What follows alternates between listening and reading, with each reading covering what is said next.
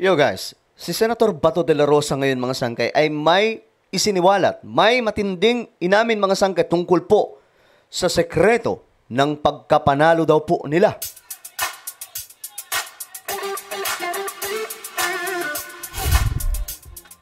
Hello, what's up mga sangkay? This is me. I'm back for another vlog today.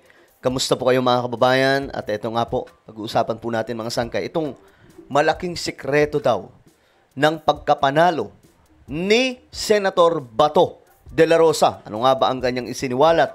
Yan po yung ating pag-uusapan ngayon mga sangkay dahil nga po malaking pasabog po ito. Anyway, bago tayo mag-umpisa, paki-subscribe po muna yung ating YouTube channel. Tayo po ay 1.5 million subscribers na mga sangkay. Ayan po. Parami po tayo ng parami dito sa YouTube. So kung ikaw ay hindi pa po dyan nakakapag-subscribe, aba, ano pang iniintay mo? Makikita nyo po yung subscribe button sa baba ng video na to. I-click nyo lamang po yung subscribe, i-click ang bell, at i-click nyo po yung all. Sa mga nanonood po sa Facebook, i-follow nyo po yung ating Facebook page. So eto mga sangkay, pag-usapan po natin. May isiniwalat kasi Senator Bato de la Rosa na kung saan, ito daw po ang reason kung bakit nanalo daw po sila mga sangkay sa eleksyon na ito. Ayan.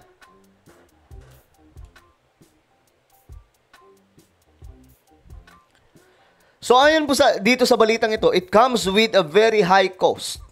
Ikinatuwa ni Senator Bato de la Rosa na tumaas ang kanyang ranking sa partial at unofficial count sa senatorial race. Ngunit aniya, alam niyang ang dahilan nito ay ang kalayaan ni dating Pangulong Rodrigo Duterte. Aniya, kung mahalal muli siyang senador ay isusulong niya ang kanyang mga naunsyaming legislative proposal. Gagawin ko ang lahat ng aking makakaya para magampanan yung aking mandato. Maraming salamat talaga from the bottom of my heart. Ngayon, ito ang matinding pasabog niya mga sangkay. Sabi ko nga, yung pag-angat namin ni Senator Bongo, kasama na dyan si Congressman Marcoleta, ay ito'y sinasabi namin na it comes with a very high cost and it is the freedom of the former President Rodrigo Duterte. So yun ang malungkot. So yun ang dahilan daw po mga sangkay. Sa madaling sabi, ang dahilan ng kanilang pagkapanalo ay dahil daw po sa pagkakakulong ni dating Pangulong Duterte.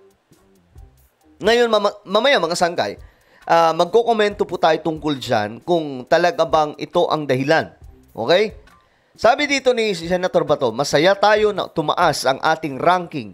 But then again, malungkot tayo dahil alam natin na ang dahilan, na ang kadahilanan nito ay yung freedom ni dating Pangulong Duterte. It comes with a very high cost.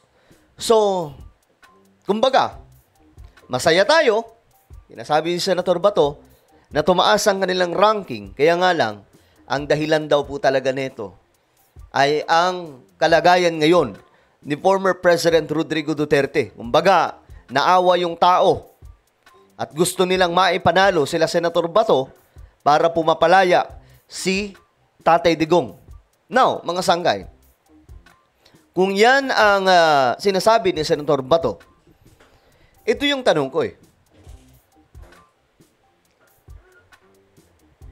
Kung ang pinakarason ng pagkapanalo nila ay ang kalayaan ni Tatay Digong o ang pagkakakulong ni Tatay Digong, bakit hindi nanalo si Attorney Bondoc, si Attorney JV, si Attorney Raul Lambino, si Dr. Mata, si Pastor Kibuloy, si Attorney Vic Rodriguez, si Philip Salvador?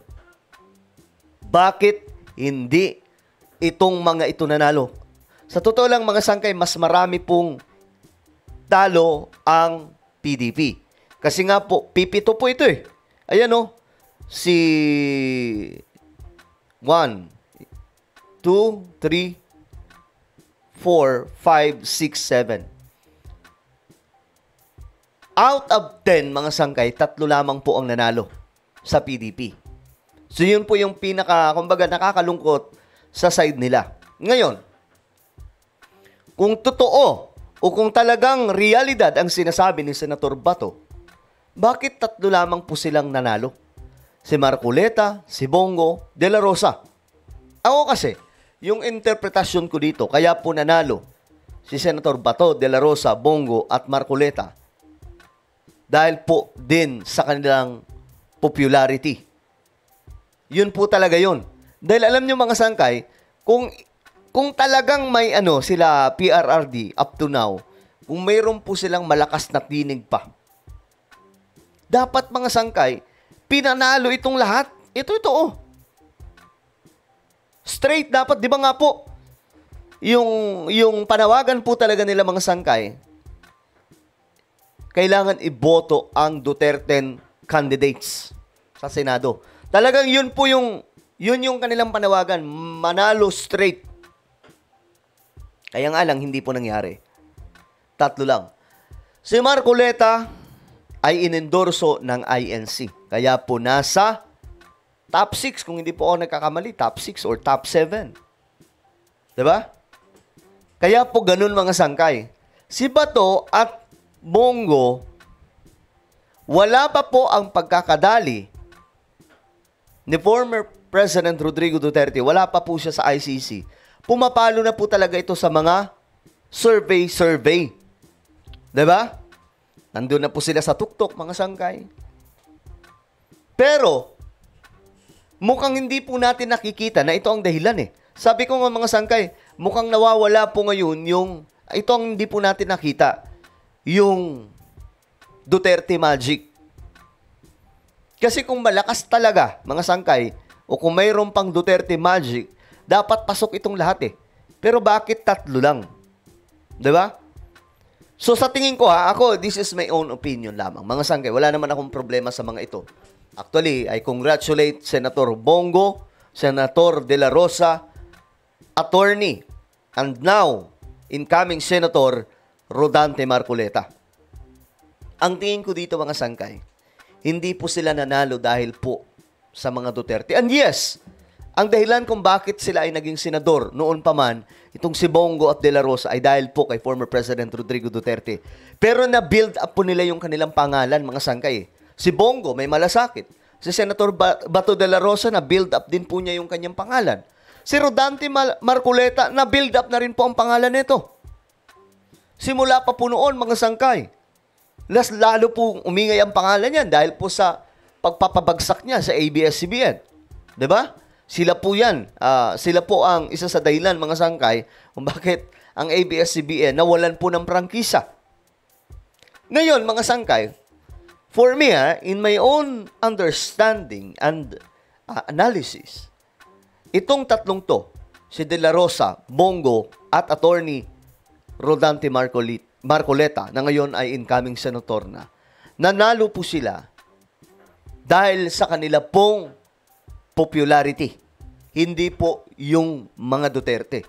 Kasi may pangalan na po si Senator Bato. Si Bongo, hindi na po niya kailangan umangkla sa mga Duterte. May pangalan na rin po niya.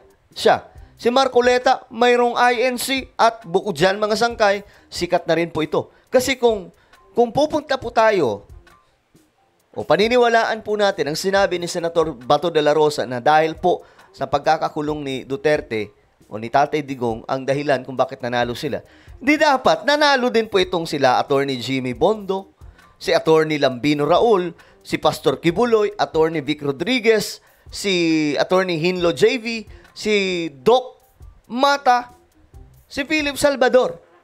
Pero hindi po sila nanalo. 'Di ba? Medyo malayo nga po mga sangkay kasi ang magkakasunod, nandun po si Binay, si Bong Revilla, si Ben Tulfo, si Binay, Bong Revilla, at nandun din po si Abalos. Itong mga sangkay, medyo malayo po sila.